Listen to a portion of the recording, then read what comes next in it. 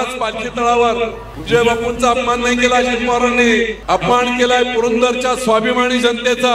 तू कसा निवडून येतो तो पाहतो, आता त्याचा बदला घेण्याची वेळ आहे। ती विजय शिवतारे तर काय पोटासाठी मिठू मिठू मिठू बोलायला लागला।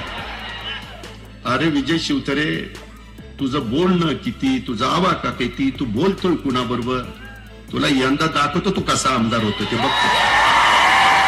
बारामती मतदारसंघात पवार विरुद्ध पवार अशी लढाई होणार असल्याची चिन्ह गेल्या काही दिवसांपासून दिसत आहेत। विद्यमान खासदार आणि शरद पवार यांच्या कन्या सुप्रिया सुळे यांच्या विरोधात अजित पवार यांच्या पत्नी सुनेत्रा पवार रिंगणात उतरणार आहेत। त्यामुळे बारामतीमध्ये नणंद भावजाई लढाईची चर्चा सुरू होती, परंतु आता या लढतीत तिसऱ्या खेळाडूने मैदानात उतरण्याची घोषणा केली आहे। त्यामुळे बारामतीमध्ये पवार यांच्या अडचणी वाढणार आहेत। माजी मंत्री विजय शिवतारे यांनी लोकसभेत आरपारची लढाई करण्याचा निर्णय जाहीर केला आहे।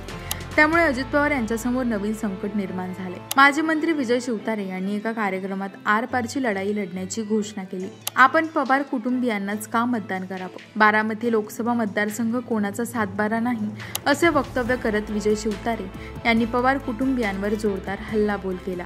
लोकसभेची निवडणूक समोर आहे की नाही? सुप्रियाताई आणि सुनेत्राताई हा चाललाय ना। अरे लोकसभा हा देशातला एक मतदारसंघ आहे बारामती, हा काय कोणाचा सातबारा नाहीये की सतत बारामतीचाच 50 वर्ष खासदार पाहिजे, पुरंदरचा पाहिजे, भोरचा पाहिजे का म्हणून आम्ही यांना मतदान करायचं 5-5 वेळा 10-10 वेळा काय मिळालंय आम्हाला? आणि म्हणून तुम्हाला आम्हाला आता विचार करून चाललो, याच पालखी तळावर विजय बापूंचा अपमान नाही केला अजित पवारांनी, अपमान केलाय पुरंदरच्या स्वाभिमानी जनतेचा। तू कसा निवडून येतो तो पाहतो, आता त्याचा बदला घेण्याची वेळ आहे। राष्ट्रवादीत असलेल्या आणि नंतर शिवसेनेत गेलेले विजय शिवतारे यांना अजित पवार यांनी आव्हान देऊन 2019च्या निवडणुकीत पराभूत केलं होतं। त्यावेळी विजय शिवतारे यांनी राष्ट्रवादीच्या प्रमुख नेत्यांवर जोरदार टीका करायला सुरुवात केली होती। त्यामुळे अजित पवार आक्रमक झाले होते। त्यांनी शिवतारे यांना चॅलेंज दिलं।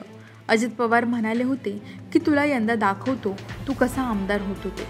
महाराष्ट्राला माहिती, मी जर ठरवलं एखाद्याला आमदार होऊ द्यायचं नाही तर मी कुणाच्या बापाला ऐकत नाही। त्यानंतर 2019च्या विधानसभा निवडणुकीत अजित पवार यांनी विजय शिवतारे यांचा पराभव केला होता। यामुळे विजय शिवतारे त्या पराभवाचा वाचपा बारामती लोकसभा मतदारसंघात काढणार अशी राजकीय चर्चा रंगू लागली आहे। सासवडमधील पालखी तळावर अजित पवार यांनी केलेला अपमान केवळ विजय शिवतारेंचा नसून तो पुरंदरच्या स्वाभिमानी जनतेचा असल्याचा हल्ला विजय शिवतारे यांनी केला।